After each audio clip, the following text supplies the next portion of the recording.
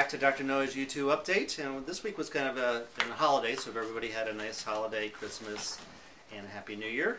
And in 2012, hopefully there was a lot of positive changes.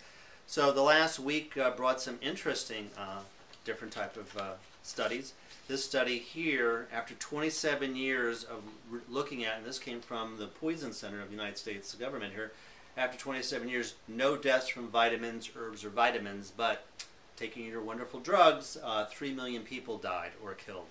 And so this goes back to the typical type of media scare that people have. Vitamins are dangerous, so they cause cancer and like that. So then we find out, oh yeah, well, the people that did the research are working for the drug companies. And so it'd be like, the Ford dealership saying, yeah, Mercedes stinks, and their tires are flat, and they're just jealous because they're not Mercedes, and that's just how the story goes. And same with natural medicine.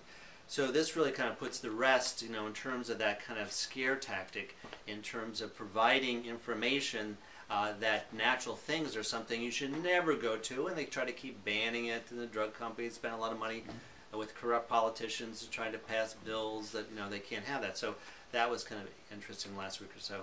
This was an interesting one that came out. The Public Citizens Group came out, is now officially the big pharma, the big drug industry is now the #1 criminal action of industry. It used to be the military-industrial complex, and that's where you hear, that the, a $12,000 toilet seat and a bolt costs, $1 million. Just these outrageous type of fraud. Well, now that's been surpassed by the drug industry because they once again rip off people and charge and cost people more. So that was kind of interesting. Well, I'm proud to say another study came out that chiropractic is best, and then this study that just came out in Annals of Internal Medicine. Now try to kind of comprehend that. This is a drug company, a drug journal, by drug doctors looking at neck pain. And they looked at spinal manipulation or adjustments, exercise, and taking Tylenol. Well, Tylenol, as we talked about, is a non-steroidal anti-inflammatory, kills more people than AIDS does, it's terrible stuff. Tylenol, just with 1 or 2 doses, can kill you due to liver failure, bad stuff. Plus, it never gets to the cause of the problem. It's like drinking whiskey. Sure, your finger's caught in the door. If you drink enough whiskey, all the pain goes away until you pass out. You wake up the next morning, finger's still caught in the door. It kills you, and you just start drinking more. You become an alcoholic. Well, as we know, more people are addicted to pain medication than cocaine and heroin combined. So that's what I guess you are, a drug addict, when you're on all this Motrin, Tylenol, and other type of non-steroidal anti-inflammatories. So they looked at this study, a study where they looked at comparison of exercise and manipulation and drugs. And what they found out, the #1 winner was chiropractic adjustments. They found out 53% of the patients who received spinal adjustments reported a 75% reduction in pain, versus the exercise group was, once again, a little bit less, and the one that was the least amount was 38%, was the people taking medication.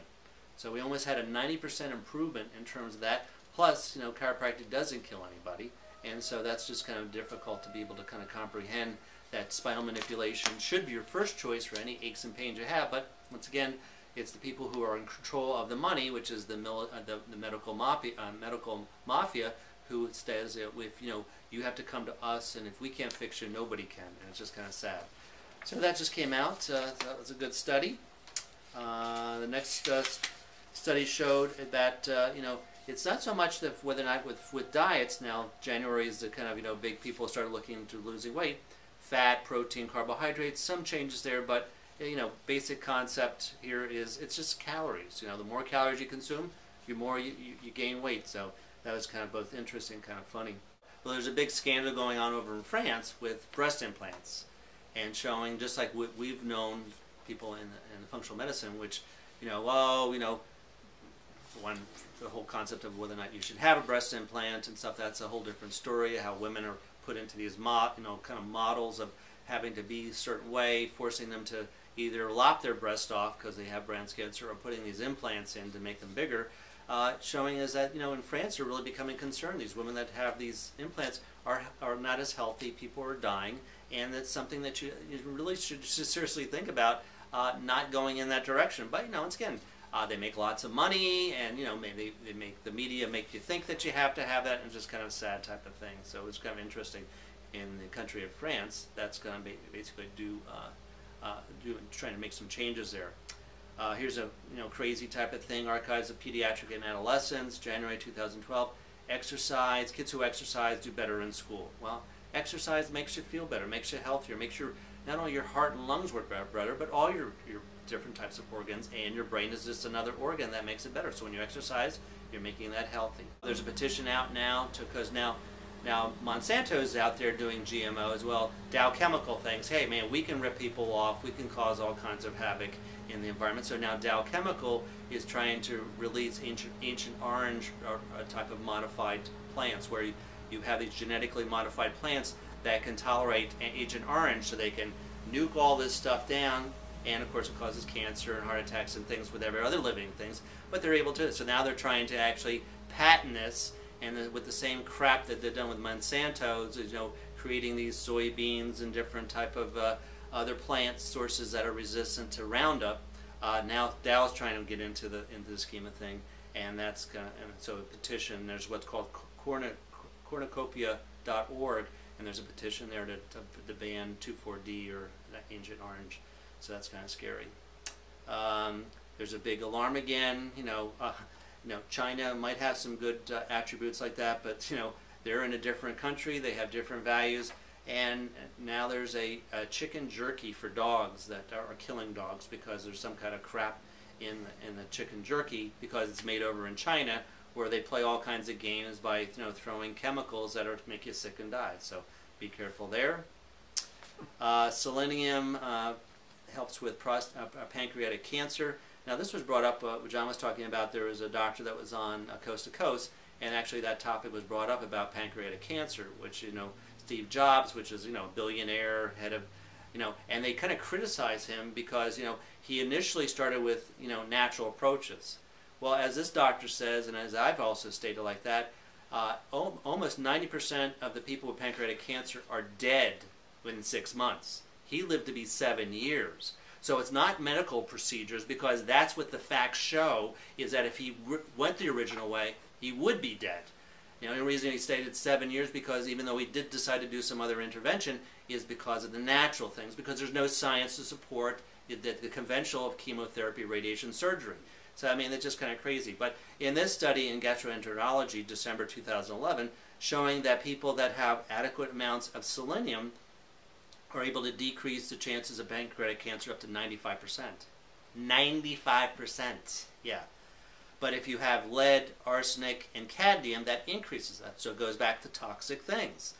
Lead was able to increase pancreatic chances by 600%, arsenic by 350%, and cadmium by 359%. So what you take and what you're exposed to depends on what you're going to get. And this whole notion that we talked about, epigenetics, it's the outside environment that controls your cancer genes, not the other way around. Next study in PLOS One, January 2011, which is a medical journey. This study comes from the University of California at San Francisco, showing that eat a lot of red meat and processed meat increases prostate cancer by 200%. So over and over again is that, if you're worried about these things cost a lot. They cause a lot of, pain and suffering, and of course death. These can once again be reduced dramatically. But once again, cancer is a money cow. We were talking about before we got on air here. Is that heart disease is the big boogaboo. So people will do anything to prevent. They want to have a heart attack, even though the crap that they take has been shown to be no scientific proof to do so. And the other one is cancer. Every cancer case is $350,000. That's a cash cow. And I know it's hard to believe, but that's a lot of money that hospitals and drug doctors get. And so why would they want to basically eliminate something that makes so much money? Well, that's the problem. They don't.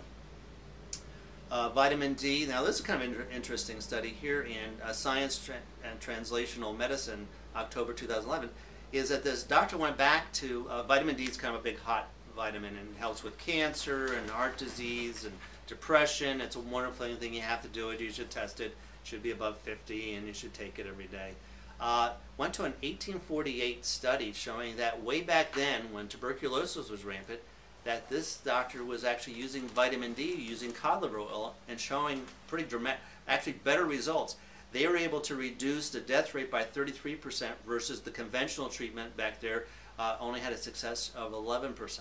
So by using cod liver oil back then was 300% more effective than the drug doctors were using way back then. Let's see here.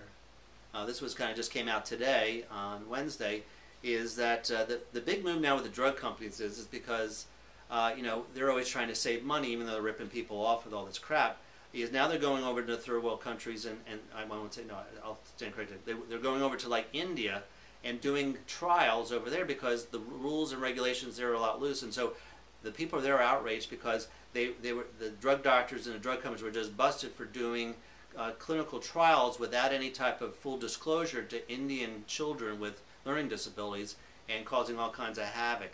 And so what did the government do? They slapped these 12 doctors with a $94 fine. So that's the kind of, you know, really approach out there. So you really have to, you know, be on your toes there.